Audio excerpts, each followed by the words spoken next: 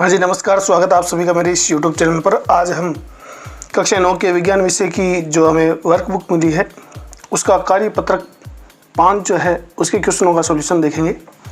तो चलिए शुरू करते हैं आज की क्लास।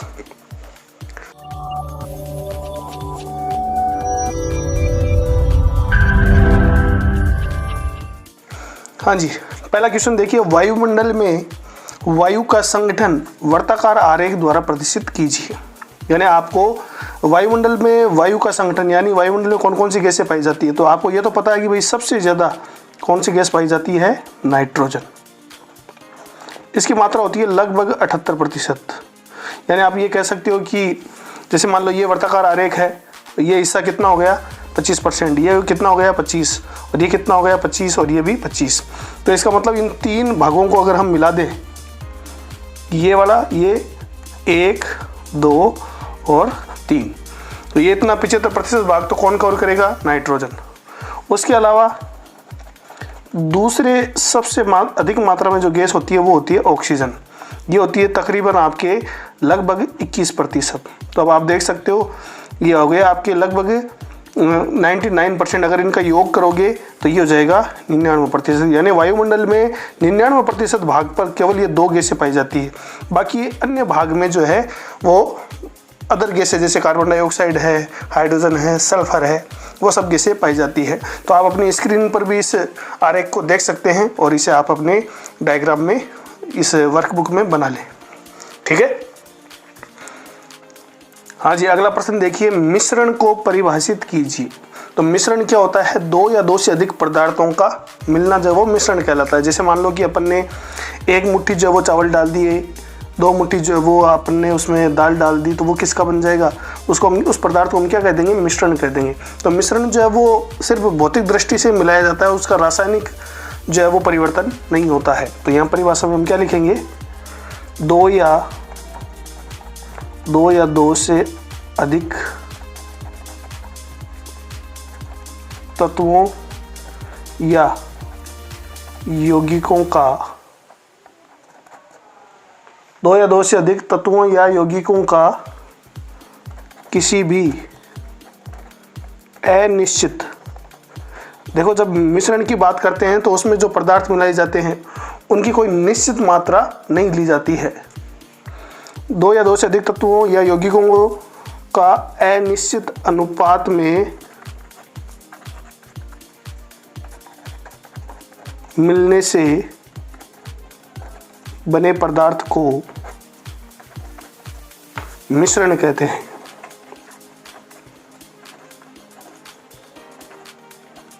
उदाहरण देख सकते हो, जैसे उदाहरण में क्या हो जाएगा, वायु। हमारे आसपास जो वायु है वो कई गैसों का मिश्रण है। जैसे अभी हमने पढ़ा कि नाइट्रोजन 78% होती है, ऑक्सीजन 21% होती है। तो ये भी क्या है, एक मिश्रण का उदाहरण है। ठीक है। अगला क्वेश्चन देखिए, समांगी और विषमांगी मिश्रण को छांटिए। ऐसा क्वेश्चन आपको एग्जाम में मिल सकता है। कोई भी आपसे पदार्थ दे देगा और पूछेगा कि ये समांगी है कि विषमांगी है। देखो मिश्रण जो वो 2 प्रकार का होता है, एक तो होता है समांगी और दूसरा होता है विषमांगी। समांगी का मतलब होता है ऐसा मिश्रण जिसमें 2 पदार्थ जो है, समांगी का मतलब 2 पदार्थ जो वो पूर्ण रूप से आपस में मिल जाएं और उनका जो रासायनिक घटक है वो सब जगह एक जैसा हो। जैसे हम शिकंजी बनाते हैं तो शिकंजी का पहला घूंट ले आप और चाहे लास्ट का घूंट ले, उन सब का स्वाद एक जैसा आता है। तो ये एक समांगी मिश्रण का उदाहरण है। विषमांगी में क्या होता है कि दोनों पदार्थ पूर्ण रूप से एक दूसरे में नहीं घुलते हैं, वो दोनों अवयव अपना अपना असर जो है वो दिखाते हैं। जैसे अपन ने कोई भी पदार्थ ले लिया, जैसे तेल और जल ले लिया, ये आपस में नहीं मिलते हैं। ये किसका उदाहरण है, विषमांगी का। तो ध्यान रखना, समांगी मतलब जो पदार्थ आपस में समान रूप से मिल जाए, यानी शुरू से लेकर अंत तक एक जैसा हमें जो है उनका आकार और स्वाद जो है वो आना चाहिए, तो वो समांगी है। और जो पूर्ण रूप से नहीं मिलते हैं वो विषमांगी के उदाहरण हैं। अब जैसे यहाँ पर लिखा हुआ जल, तो आप देख सकते हो जल का पहला घूंट लो चाहे अंतिम घूंट लो एक जैसा होता है। तो जल कैसा है, समांगी मिश्रण का उदाहरण है। आप जानते हो जल जो वो H2O होता है, हाइड्रोजन और ऑक्सीजन से मिलकर बनता है। अगला देखो, चाय जब हम बनाते हैं तो आपको पता है भाई 2 या उससे अधिक पदार्थ उसमें मिलते हैं। जैसे पानी है, दूध है, ठीक है, चीनी है, ये आपके अदरक है, इसके अलावा चाय पत्ती, ये सब। तो चाय का जब हम पहला घूंट लेते हैं और अंतिम घूंट लेते हैं वो सब हमें एक जैसा प्रतीत होता है। तो चाय भी कैसा है, समांगी मिश्रण का उदाहरण है, समांगी मिश्रण का उदाहरण है। ठीक है। उसके बाद देखिए शरबत। तो शरबत में भी सेम चीज़ होती है, ये दो या दो से अधिक चीज़ों से मिलकर बनता है। तो ये भी किसका उदाहरण है, समांगी मिश्रण का उदाहरण है। उसके बाद देखिए आपके दूध।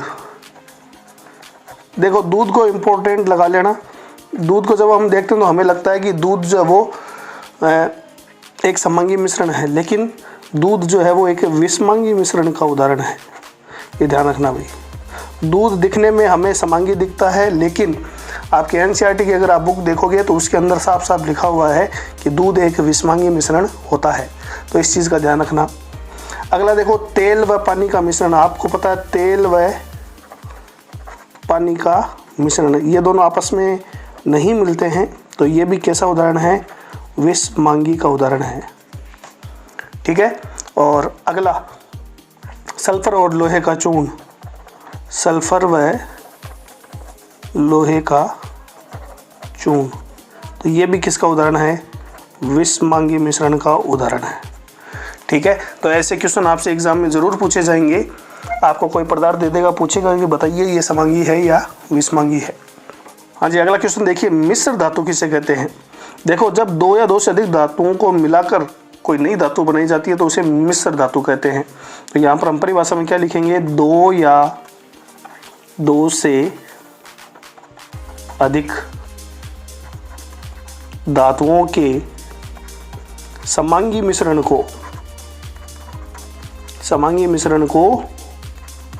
मिश्र धातु कहते हैं। मिश्र धातु कहते हैं।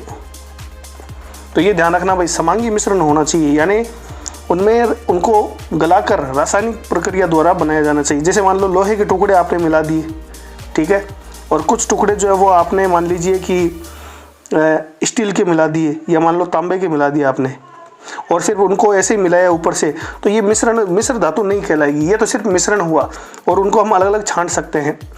तो मिश्र धातु कब बनेगी, जब मान लो लोहा और तांबा दोनों को भट्टी में रखा जाए और उनको गर्म किया जाए, पिघलाकर मिला दिया जाए, फिर हमें जो नया पदार्थ बनेगा उसे हम मिश्र धातु कहेंगे। ठीक है। तो मिश्र धातु होती क्या है, दो या दो से अधिक धातुओं के समांगी मिश्रण को मिश्र धातु कहते हैं। केवल यूं टुकड़े मिला देने से, भौतिक रूप से मिला देने से वो मिश्र धातु नहीं बनती है।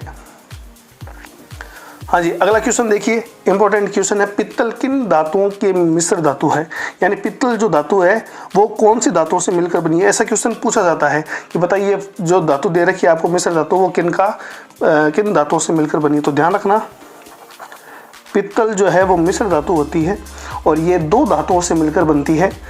एक धातु होती है इसमें जिंक, और दूसरी इसमें धातु होती है आपके कॉपर यानी तांबा। तो जो पित्तल का निर्माण होता है वो जिंक और कॉपर से मिलकर होता है, जिसमें 30% तो जिंक होता है और 70% किसका हिस्सा होता है, कॉपर का। तो इस प्रकार से पित्तल का जो है वो मिश्र धातु का निर्माण होता है। तो ये था हमारा आज का कार्यपत्रक 5। मिलते हैं अगली क्लास में, तब तक के लिए धन्यवाद।